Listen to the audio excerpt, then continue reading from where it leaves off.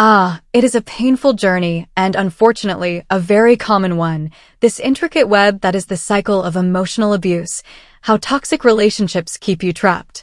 It is a topic that touches the deepest wound of the soul, the feeling of being entangled in something that, paradoxically, destroys who you are while promising to be your only safe harbor.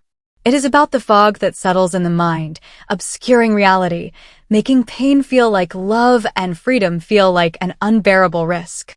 Let's dive into the depths of this abyss, seeking to understand the invisible chains that bind so many hearts. Have you ever stopped to think about the subtle, yet overwhelming, way emotional manipulation infiltrates a relationship, transforming what was meant to be a refuge into a prison? Where do you believe the greatest difficulty lies for those within this cycle? In identifying the signs or in finding the strength to break free from the emotional dependency that is meticulously constructed? It almost always begins as a perverted fairy tale, an idealization that borders on perfection. The partner, male or female, exhibits a magnetic charm, an attention so intense that it is easy to mistake it for a rare soul connection. There are constant compliments, grandiose gestures, a feeling of finally, I found my other half. This phase, the honeymoon, is not just the beginning, it is the foundation of the prison.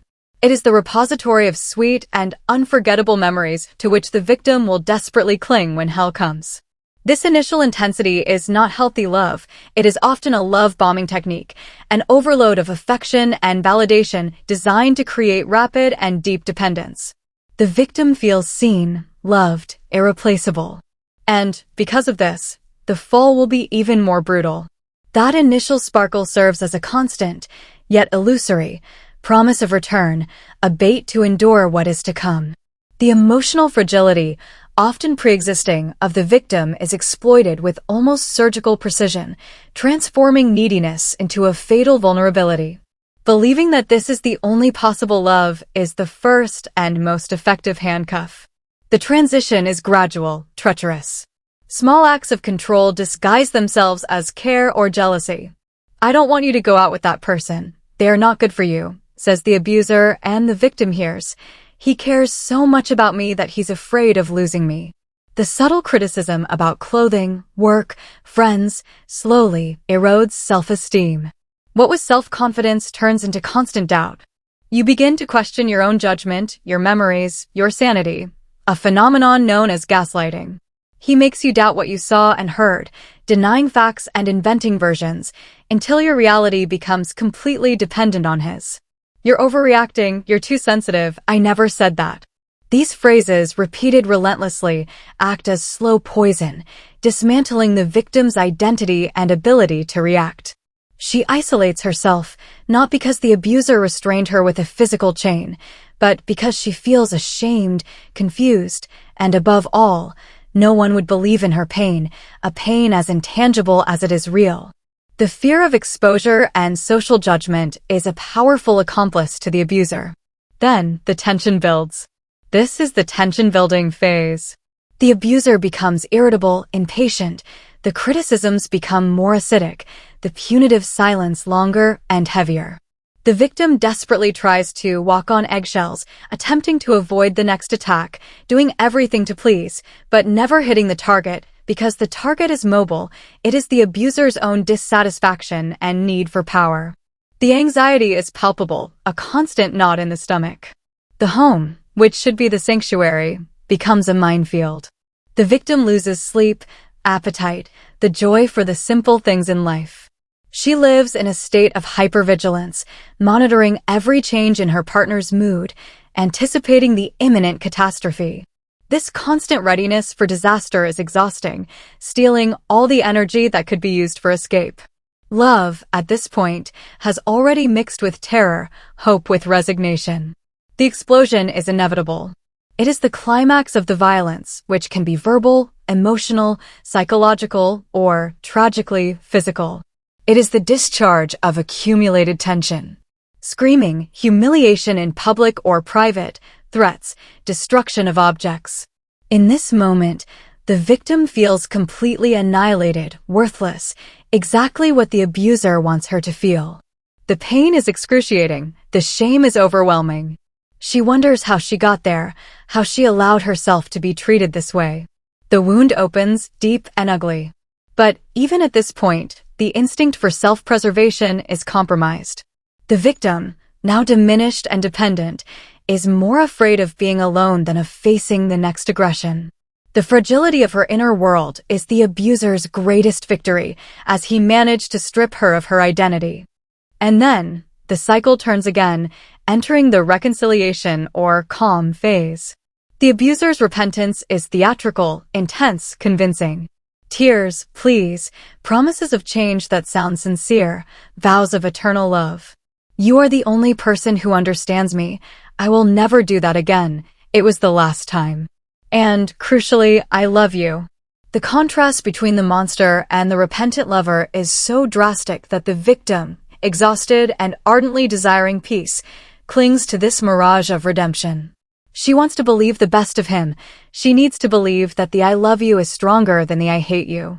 The aggressor transforms back into that charming prince from the beginning, and the victim feels justified for having stayed. She is not naive. She is a hero who saved the man she loves from his own darkness. This narrative is the glue that seals the prison. Hope returns, bright and deceptive, overshadowing the memory of the pain. This emotional roller coaster, this alternation between heaven and hell, is what keeps the victim trapped. The brain, confused by the intermittence of reinforcement, sometimes it is punishment, sometimes it is reward, enters a state of chemical and psychological dependence, seeking the drug of affection and peace that only the aggressor can momentarily offer. The victim becomes a rat in an intermittent reward experiment, addicted to the possibility that the next interaction will be the good one. This emotional confusion is the most difficult to undo, as the trauma mixes with the idealization of love, creating an almost insurmountable cognitive dissonance. The exit is an arduous path, paved with the rediscovery of self-esteem and the acceptance of the painful truth. The victim needs to de-idealize the abuser, to see the cycle for what it truly is, a tactic of control, not an occasional character flaw. It is necessary to recognize that the good partner is a mask and the bad partner is the essence. Emotional dependence is real and must be treated with the seriousness of an addiction.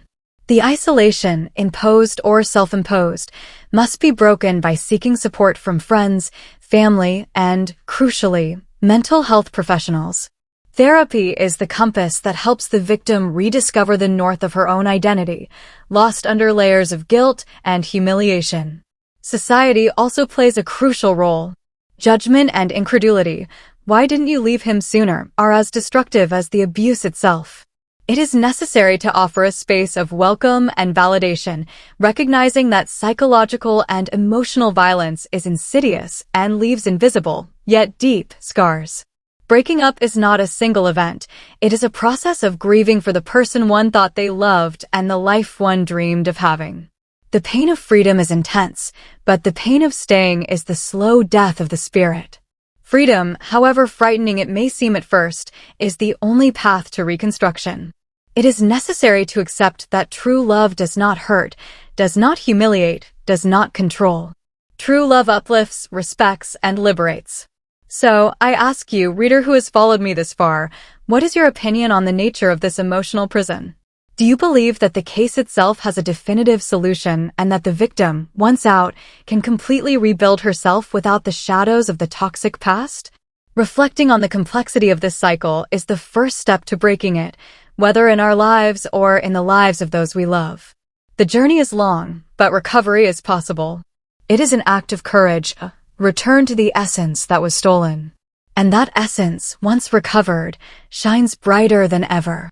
The reconstruction of self-esteem, the validation of one's own emotions, and the recovery of autonomy are the pillars of a new life, free and deserving of a love that is, in fact, love. The scar will remain as a silent reminder of the battle fought, but it will not define the future. The survivor rises, not just to walk, but to run toward a horizon where pain no longer has a voice.